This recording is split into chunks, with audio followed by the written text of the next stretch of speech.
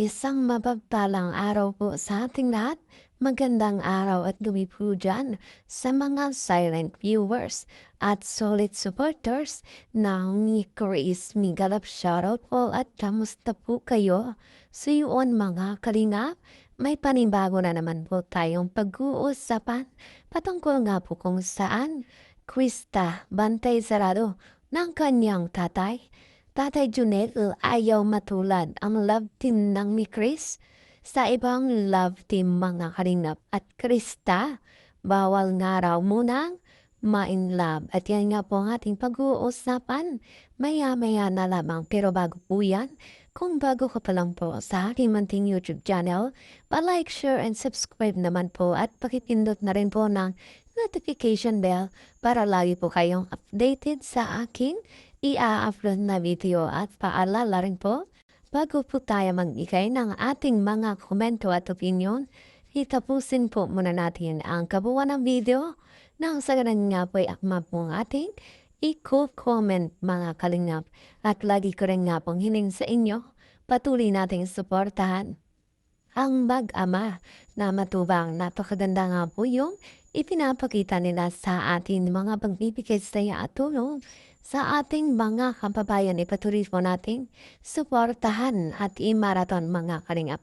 Nang sa ganun nga po ay mas marami pa silang matulungan. Lalong-lalo na nga po dyan, yung mga kapos sa pangangailangan ay malingap po nila. At syempre, huwag rin natin kalimutang suportahan ang kanilang may bahay. Walang iba kundi sina Ate Edna Vlogs at Jacket Tafia. Huwag po sana tayong magsasamang sumuporta mga kalingap. So yaan mga kalingap, balik tayo sa ating pag-uusapan at tatalakayin ngayong araw patungkol nga po kung saan Krista bantay sarado nga ba ng kaniyang tatay o mga kalingap. Heto nga po ang sinasabi na ang ama ay hindi hayaan ang kanilang anak, lalo na nga po mga kalingap pagdating sa pag-ibig, lalo na't Krista natin ay napakabata pa. Dahil Tatay Junel nga po ay ayaw matulad sa ibang love team.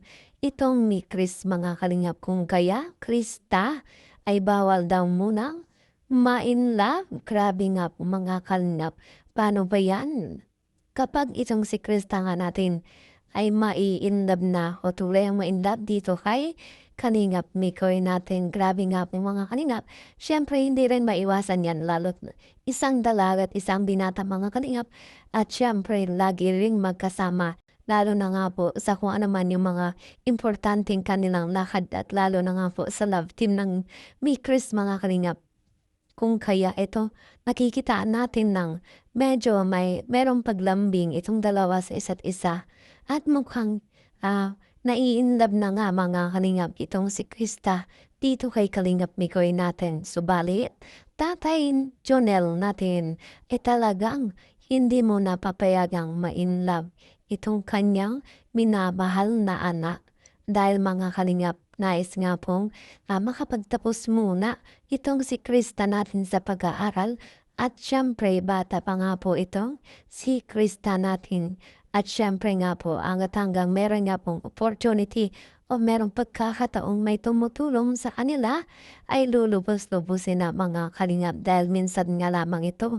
At syempre, napakaswerte nga po ni Krista natin at isa siya sa naging beneficiary ng kalingap. At syempre, naging isang kasama sa love team na talagang ito nga po mga kalingap, masaya si Krista sa kung anong meron siya mga kalingap. Pero ang tanong dyan, Krista ba ay bantay sarado dito sa kanyang tatay o dahil lamang sa pag-aalala ng kanyang ama? Kung kaya ganito nga po ang kanyang mensahe sa kanyang anak. Ito nga po ang video ating panoorin mga kalingap na nagmula nga po kay Kalingap Mel. Ka mga bata pa, alam mo yun, lalo na kung first love, Oo, madaling ma-fall yan. Oo, siyempre first love yan. Kaya lang talagang araw-araw din naman. Palagi ko siyang pinagsasabihan kasi sabi ko, tingnan mo yung mga nangyayari ka ako sa social media, sa mga angel, no? Tingnan mo. Jem, sana naman di mangyari yan sa'yo kasi palagi ko siya pinapalala na huwag mo na ma-in love sabi ko. Kasi baka ma-in love ay gwapo si Mikoy ay. Huwag na muna kasi bata ka pa. Mag-aral ka muna kasi kung kayo talaga yan. Kung wala man tayo, hindi man ako nag-aano sa edad. Wala mong problema sa akin kung halimbawa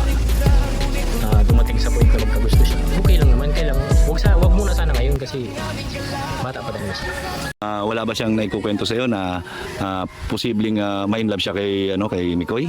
Wala naman Kuya Mel kasi sa lahat man ng mga vlog ay nakikita ko naman talagang professional man talaga yung dalawa. Siyempre, baga hatid, minsan sundoy sa bahay, hatid. Yun lang nagkakasama silang dalawa. Pero yung mga siguro na yung mga sikreto, wala naman kasi lagi akong nahatid sa kanya pag may pupunta na event, ako naghahatid. Sa pag nagla-live siya sa Velvet, ako naghahatid. Minsan si Chairman. Yung pag sila ni Mikoy, yun, sila hinatid ni Mikoy naman sa bahay. Pero ako nahatid sa Velvet. So ibig sabihin na talagang fully professional lang yung kanilang love team sa ngayon. Professional po. Talagang sila, hands-on talaga sila saan. Bilang ni Kuya Rab, talagang doon lang po talaga sila. Love team lang talaga sila. Talagang very professional din po si Mikoy. Nakikita ko kay Mikoy. Talagang Mabait naman si Mikoy. mabait po. Sa pag-alaga, okay naman, wala akong masabi. Sa pag-asikaso. Pero talagang, lagi man din kasi magulang ako pinapaalalahanan ko palagi. Sabi ko palagi. Talagang ulit-ulit yan. Sabi ko, nak, baka na-in-love ka na. Sabi naman sa akin, hindi naman pa. Trabaho lang tayo. So ayan mga kalinga, napakamabuting magulang o bilang isang tatay nga po.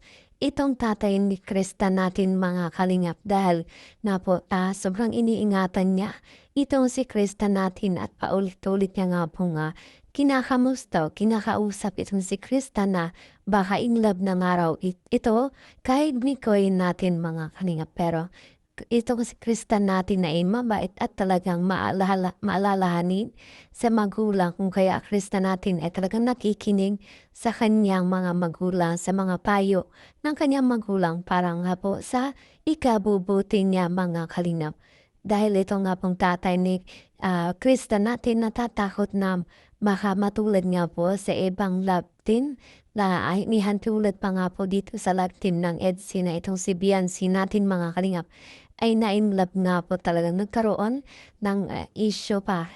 At talagang hanggang ngayon nakikitaan natin na talagang tuloy-tuloy pa rin ang pagbigay ng mga komento ng mga solid supporters ng EDC na yan mga kalingap. Kung kaya bilang isang magulang ay ayaw nga pong matulad ang kanya ang anak sa iba na talagang nakikitaan na nasasaktan at yun nga po ang ayaw ng tatay ni Krista na mangyari sa kanya mga kalingap. Pero sa ngayon, talaga namang good news nga po ito't mabuti o magandang mensahe para sa kanyang anak mga kalingap. At yan nga po ang aking update ngayong araw. Maraming salamat po sa inyong panonood sa patuloy na pagsuporta sa aking vlog.